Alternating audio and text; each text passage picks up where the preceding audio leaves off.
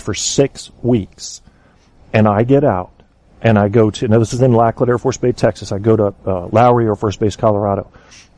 On the way in, I stop at the, they called it on the Air Force Base a BX, and bought a carton of cigarettes. Not a pack, a carton. Like I had to catch up for lost time. The reason is because the addiction to smoking cigarettes is much stronger than the medical people will have you believe. It's not just nicotine, my friends. There is a psychological marriage to the feeling that you get after you smoke a cigarette. And that is very hard to break. One of the most common things you'll see when someone tries to quit smoking is that it feels like their best friend died. And it does. It has that feeling like I had something I could turn to. Now I got nothing.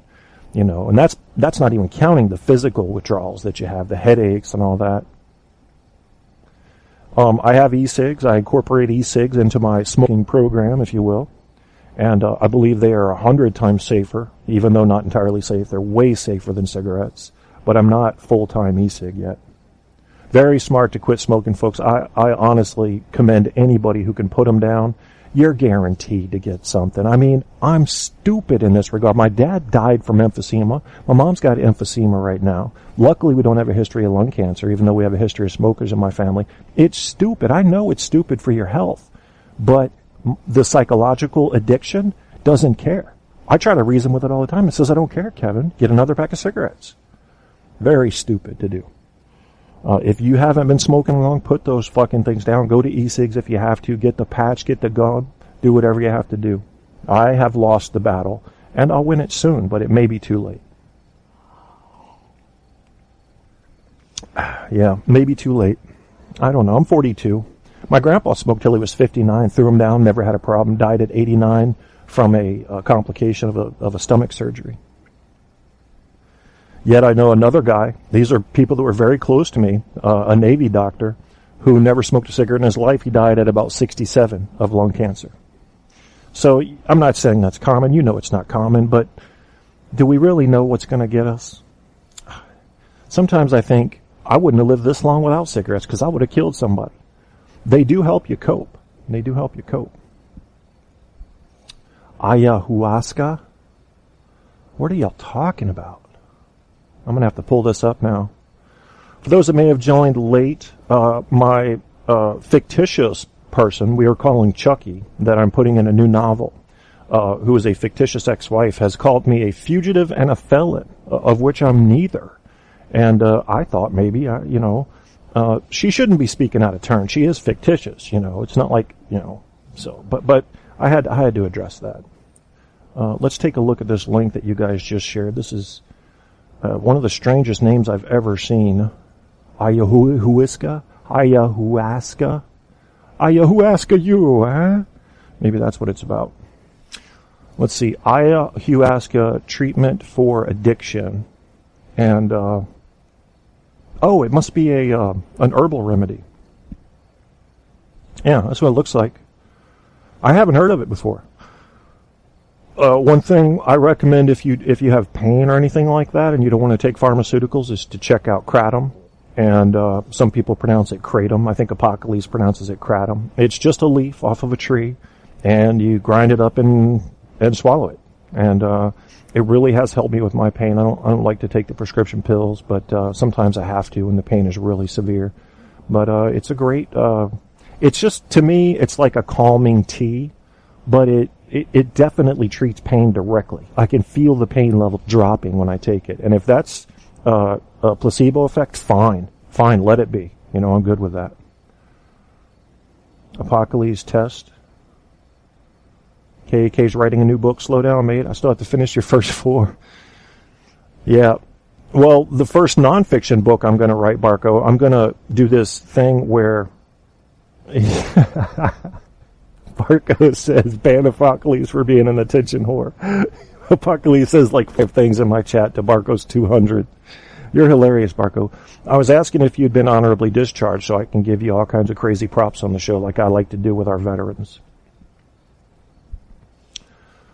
Checking my show again since it's still working. Apocales, feel free to call in, man. I've got Skype open. I don't have the phone lines open because I need to know who's calling on a show like this. if for some reason a fictitious Chucky would call. And Chucky in the movies, how it was a little red-headed, mean-looking doll with a knife. This Chucky in this fictitious book I'm talking about is far more evil than that. Oh, man. Well, at least you're honest, Barko, and that counts for something on this show. You don't have to tell me why. You don't have to tell me why. I appreciate you being honest. And Apocales will be the first to tell you I give people mad props for being honest here. It doesn't matter if you've got bad stuff in your history, folks. Be honest with me, and I'll give you crazy props. I rotated over to Army Reserves, and I was still very young, and it was all alcohol and whores. I hear you, man. I have some personal friends. I have one personal friend I can think of right now that was kicked out of the Army. And he was a good guy. I almost want to say it was a maturity. There's Apocales. Is this my friend Apocales? This is me. This is the Prince of Spreaker, also known as Apocales. Hello. My show is being blessed with a phone call from Apocales. Thank you for calling in, Apocales. I don't know what all we can talk about here. I wanted to congratulate you on the good news, but I don't know if you've shared that with anyone, so I'm going to have to keep that secret until you talk about it. And then I thought we should talk about, how about these fucking crazy exes? What are we going to do about them? I don't know. Crazy exes? I live in an area where there's a lot of desert areas, so you can actually dispose of them or make them sleep with the rattlesnakes pretty quickly. But just depends on their behavior, I said. Mm-hmm. You guys can tell Apocales has a professional microphone. I do not. You can hear the difference in it. What kind of microphone out there? I have the Yeti mic. Mm-hmm. I purchased it on eBay for about $75. And then Barko purchased one right after I told him that I purchased this, because he likes to copy me, and he likes to, just follow the crowd a little bit. So he got one, and now he doesn't even use it. So yep, maybe he can give it away or something, do a charity raffle on his show.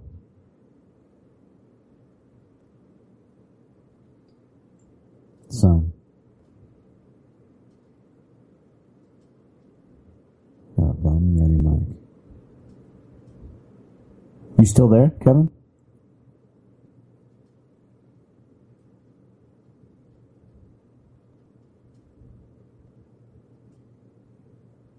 I can't hear you, Kevin, if you're talking.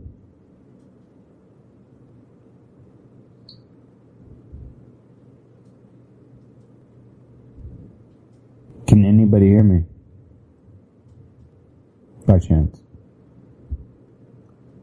All we hear is APOC. Oh, okay, so I was talking to myself. Barko, why would you send me that mic when I already have the same mic? I don't need two Yeti mics.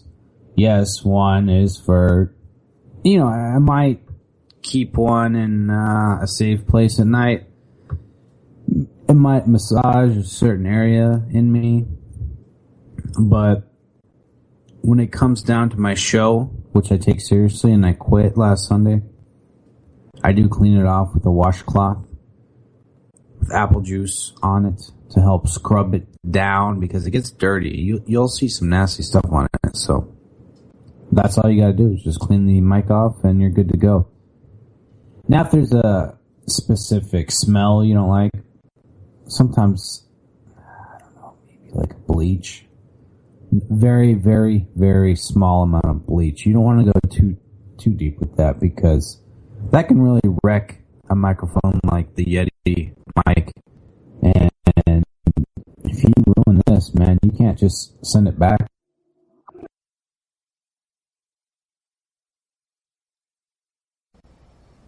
All right, testing one. I should be back. I might have to get Apocales to call back in.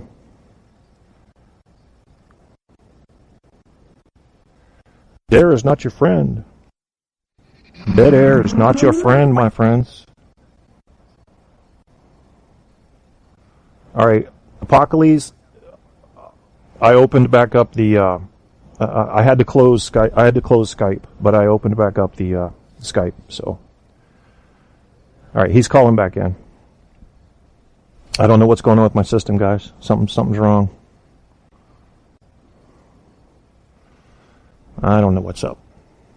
I hate having to monitor my show through playing the show on the webpage, because I have an old 7-year-old laptop, and I'm surprised this show even works, to be honest with you, with the DSL connection. Here comes Apocales calling again.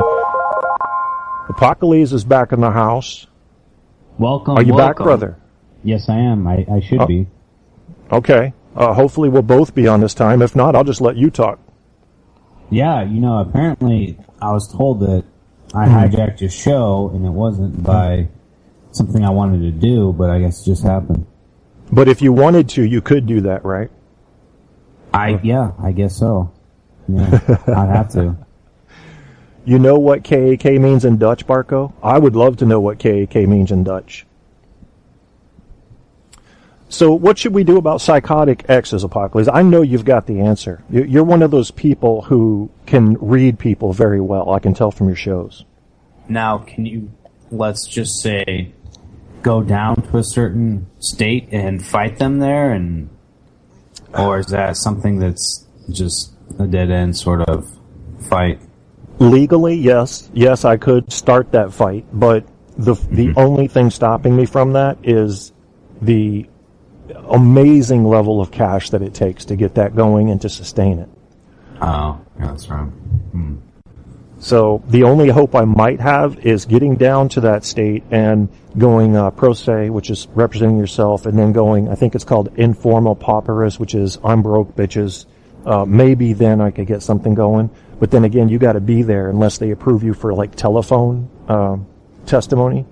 So I haven't tried it yet. I mean, my feeling was that it would just create chaos in my daughter's life. So I didn't want to do that. And yet there's some part of me that says, okay, Kevin, if you're going to let her live in that kind of doom and gloom environment, then you're hurting her through neglect. So yeah, there's something speaking to me there that tells me maybe I should get serious about legal action.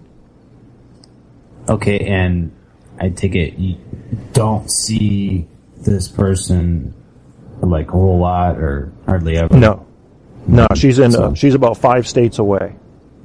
Okay, yeah. And, there was a time, it's all in the court order paperwork and everything that I get visitation every summer and every spring break and every other Christmas and all that. But you can't enforce it because that's from the state of Vermont, and she fled down to Florida. So getting anything, to be honored as a court-ordered document, I think is going to be a real uphill battle. Yeah. Kevin is wimpy. Okay. Kevin is wimpy. Do I have a preferred nickname? You can give me a nickname, Barko. Go ahead.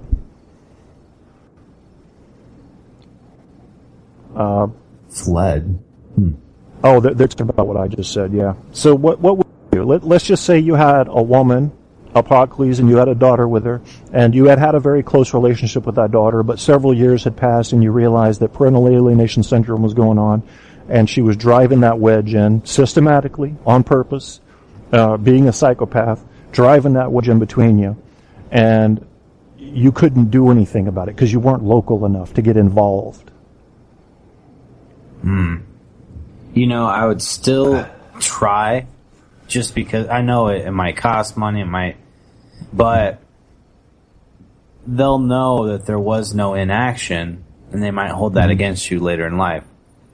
Or, That's true. True. At least, I don't know, because this is a weird situation. It's, to me, it's just wow. It sucks. It sucks does. because the daughter's basically the victim in all this. Exactly. So it's like, yeah, I guess someone said that the certain person, they fled and, for a reason, and Florida's a very shady state, to say the least. Yeah, that's right. And, so, I don't know, I mean, I would see what sort of lawyers out there might do it pro bono, if possible. Yeah. But I don't know. I mean, there's got to be some. I mean, at the end of the day, I mean, I don't know.